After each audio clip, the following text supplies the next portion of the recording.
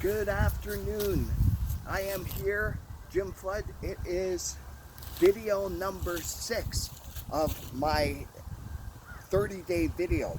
Now, I actually got a haircut too. One of the things that we're going to cover today is last night I had a phone call from one of the parents that my daughter competes against, right? A young lady that is super, as far as I was concerned, super confident, super talented, very good at what she does, right? And when she expresses herself, she comes across as a very confident individual. This mother asked me, she said, Jim, I saw on the internet that you're doing some motivational coaching, some performance coaching, right? I was just wondering, is it something you could do for my daughter and some of her friends? And I thought, well, yeah, of course, that's what I do. She says, well, I just wasn't sure if you would offer that.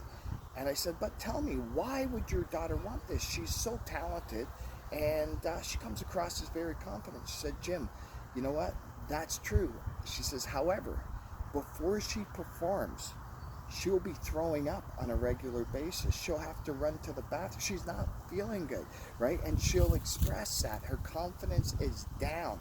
Now, she can portray that she is not, but it's really affecting her performance in the moment and also leading up to and after the event.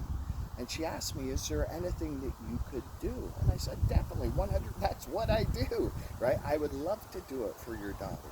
And she said, well, you know what? A lot of these young people, especially at the school that she was at previously, she said, a lot of the times when we were there, we asked specifically, is there some mental training we can get? Can we source it from an outside person if you can't do it? They said to the sensei at the time. The sensei at the time said, definitely not. No, we're not doing that. I don't know what their reasoning is, right? Whether they're just protective of their students, whether they don't understand it, think that maybe they can provide it.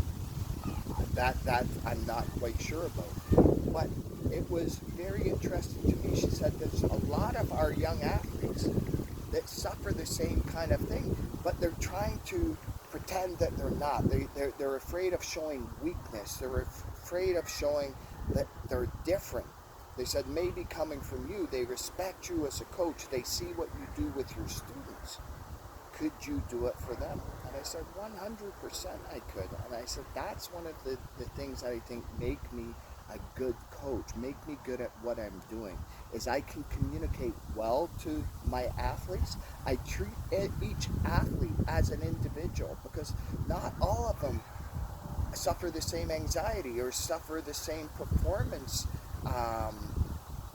interruptions, right? Everybody is different. Everybody relates differently. You have to be able to relate to each person that you're working with at a different level. Now, I've worked with a lot of business leaders, and when I was doing my franchise of schools, also with my consulting business. It's not just in sports events that this is happening. It's in any event where you have to perform. So it could be doing a presentation for your company. It could be doing a speech. It could be doing a video just like we're doing here, and suffering that anxiety, that apprehension of doing it and not being able to control what goes in. So that's what we do, and I found it really interesting, although I knew it, that a lot of people that appear to be very confident, appear to be together, are suffering the same thing. No matter the result, they might do well at a certain event, but what goes on behind the scenes? Are they throwing up? Are they sick? Are they apprehensive? After the event, if they don't do well, are they depressed? Are we scaring them away from their sport that they actually love doing because of the performance anxiety? That's what this program does. It deals with anytime we're performing, anytime we're doing a presentation. It's giving you the tools that you require to make sure that you meet success. It's giving you that positive mindset, that you can go into an event, right, with the confidence you require. When you're in the event, if something happens, for instance, we've seen dogs are barking or machinery's barking while I'm trying to do these presentations. If I get distracted, it's going to take away from the presentation. So we have to understand it can happen in a presentation, it can happen during a fight, it can happen during a dance recital, no matter what.